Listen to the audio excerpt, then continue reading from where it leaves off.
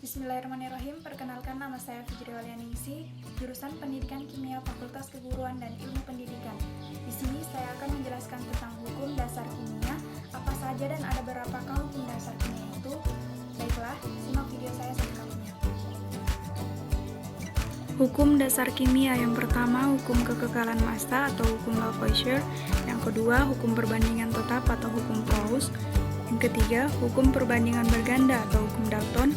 Yang keempat, hukum perbandingan volume atau Gay-Lussac. Dan yang terakhir, hukum hipotesis atau hukum Avogadro. Hukum dasar kimia. Yang pertama, hukum kekekalan massa atau hukum Lavoisier, di mana Anthony Laurent Lavoisier berpendapat bahwa massa zat-zat sebelum dan sesudah reaksi yakni tetap. Contohnya yaitu jika kita mencampurkan atau mereaksikan hidrogen dengan massa 4 gram dan oksigen dengan massa 32 gram, maka akan menghasilkan hidrogen oksida dengan massa sama dengan massa hidrogen tambah massa oksigen, atau 4 gram tambah 32 gram sama dengan 36 gram. Namun, untuk beberapa kasus lainnya seperti pembakaran kertas, lamin dahulu, bisa saja berisiko benih ringan dan tersebut sehingga reaksinya seperti abu dan gas CO2 yang hilang aroma. Lalu, pada tahun 1779, Lavoisier melakukan uji coba penelitian dengan memanaskan 530 gram logam merkuri dalam sebuah wadah yang terhubung dengan udara di dalam silindernya dengan sebuah wadah tertutup. Dan ternyata, volume udara di dalam silinder berkurang sebanyak 1/5 bagian, sedangkan logam merkurinya berubah menjadi kaus merkuri atau oksida merkuri dengan massa 572,5 gram. Atau terjadi kenaikan massa sebesar 42,4 gram. Besarnya kenaikan massa merkuri ini sebesar 42,4 gram, yakni sama dengan 1/5 bagian udara yang telah hilang, yaitu oksigen. Kemudian Lavoisier mengambil keputusan yang dikenal dengan hukum kekekalan massa, yaitu massa zat-zat sebelum dan sesudah yakni tetap. Yang kedua, hukum perbandingan tetap atau hukum Paulus.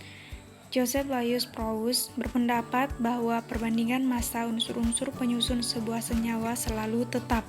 Contohnya ialah perbandingan massa hidrogen dengan oksigen, yaitu 1:8. Misalkan massa jenis hidrogen yaitu 4 gram, maka massa oksigennya ialah 4 gram kali 8 gram, sama dengan 32 gram. Dari tabel tadi terlihat bahwa 1 gram gas hidrogen bereaksi dengan 8 gram oksigen dan menghasilkan 9 gram air. Hal ini membuktikan bahwa massa hidrogen dan massa oksigen yang terkandung di dalam air memiliki perbandingan yang tetap, yaitu 1:8. Berapapun banyaknya air yang terbentuk dari percobaan yang dilakukannya, Paulus menggunakan teorinya yang terkenal dengan sejarah perbandingan massa dalam unsur-unsur sebuah senyawa yang tetap. Yang ketiga, hukum perbandingan berganda atau hukum Dalton. Dalton menyelidiki bahwa perbandingan massa unsur-unsur tersebut pada setiap senyawa dan mendapatkan sebuah pola keteraturan. Pola tersebut dinyatakan sebagai hukum perbandingan berganda, yang menegaskan bahwa kedua unsur yang dapat membentuk dua senyawa atau lebih memiliki perbandingan komponen yang mudah dan sederhana. Pada percobaan yang pertama, 1,33 gram oksigen direaksikan dengan 1 gram karbon. Reaksi ini menghasilkan 2,33 gram karbon monoksida. Selanjutnya, pada percobaan yang kedua, massa oksigen diubah menjadi 2,66 gram, sementara massa karbon tetap. Reaksi ini menghasilkan sebuah senyawa yang berbeda, yakni karbon dioksida. Ternyata, dengan massa oksigen yang sama, perbandingan massa karbon dalam senyawa karbon monoksida dan karbon dioksida yakni bilangan bulan dan sederhana. Dalton mengemukakan teorinya yang terkenal dengan sebutan hukum perbandingan berganda yang berbunyi, jika dua buah jenis unsur bergabung dan membentuk lebih dari satu senyawa, dan jika massa salah satu dari unsur di dalam senyawa tersebut sama, sedangkan massa unsur lainnya berbeda, maka perbandingan massa unsur lainnya dalam senyawa tersebut ialah bilangan bulat sederhana. Yang keempat, hukum perbandingan volume atau hukum Gay-Lussac. Pada tahun 1808, ilmuwan Prancis yang bernama Joseph Louis Gay-Lussac berhasil melakukan uji percobaan tentang volume gas yang berbagai reaksi dengan menggunakan berbagai macam gas. Dia menyimpulkan bahwa pada suhu dan tekanan yang sama, volume pada gas-gas yang bereaksi dan volume gas-gas hasil reaksi berbanding sebagai bilangan bulat sederhana, dan juga dapat dirumuskan sebagai berikut. Koefisien gas A per koefisien gas B sama dengan volume gas A per volume gas B. Menurut Gay-Lussac, dua volume gas hidrogen bereaksi dengan satu volume gas oksigen dan membentuk dua volume uap air.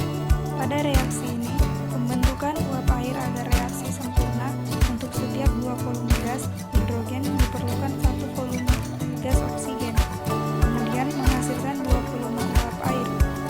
Dari percobaan ini, Gay-Lussac mengemukakan teorinya yang terkenal dengan sebutan hukum perbandingan volume, yang berbunyi, pada suhu dan tekanan yang sama, volume pada gas-gas yang bereaksi dan volume pada gas-gas hasil reaksi berbanding sebagai bilangan bulat dan sederhana. Dan yang terakhir, hukum hipotesis atau hukum Avogadro.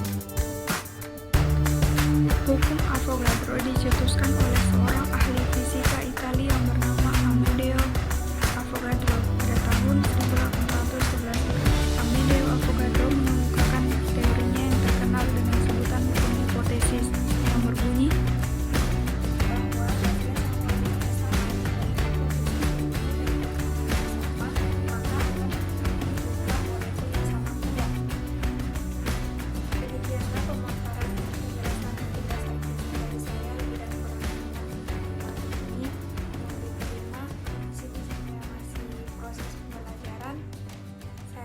Wabillahi taufiq wal hidayah. Wassalamualaikum warahmatullahi wabarakatuh.